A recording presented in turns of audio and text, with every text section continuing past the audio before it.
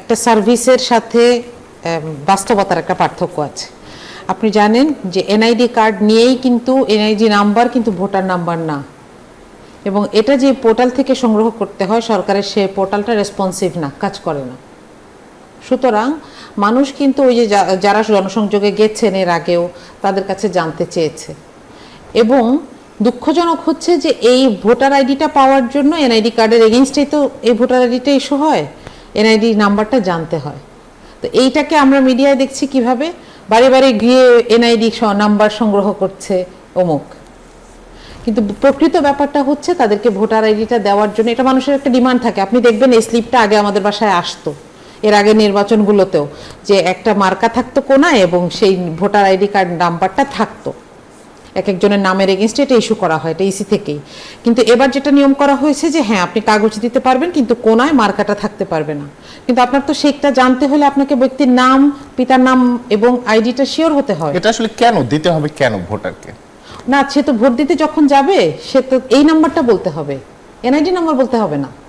দেখেন আমাদের এই ব্যাপারটা হচ্ছে কি, আমরা তো দীর্ঘদিন ভোট দেই নাই, আমরা কিন্তু ভুলে গেছি। আমি কিন্তু জীবনে কখনো ভোট দেই নাই, কিন্তু আমি প্রিজাইডিং অফিসার থাকার কারণে আমি এটা জানি। আমি 2024 জানুয়ারি নির্বাচনে, স্থানীয় সরকার নির্বাচনে প্রিজাইডিং অফিসার ছিলাম। তো এই গ্যাপটা পূরণের দায়িত্ব ইসির।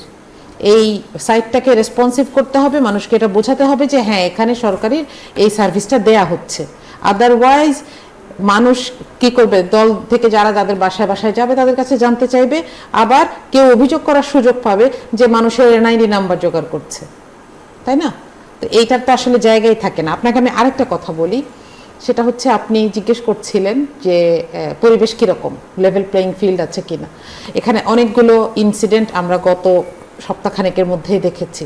আপনি গত পরশুদিন দেখেছেন মিরপুর 15-তে 15 নম্বর আসনে পীরের বাগ এলাকায় মহিলাদের সাথে দুর্ব্যবহার করা হয়েছে, এবং এটাই প্রথম না।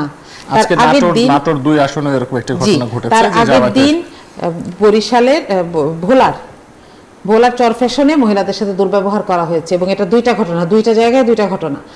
তারও প্রায় মাসখানেক আগে নোয়াখালীতে মহিলাদের সাথে শুধু দুর্ব্যবহার করা হয়নি, যেই ছেলেগুলো দাঁড়িয়ে দাঁড়িয়ে তাদেরকে বলছিল এই তোরা জামাতের পক্ষে কাজ করিস, তারা দাঁড়ায় দাঁড়ায় ভিডিও করছিল।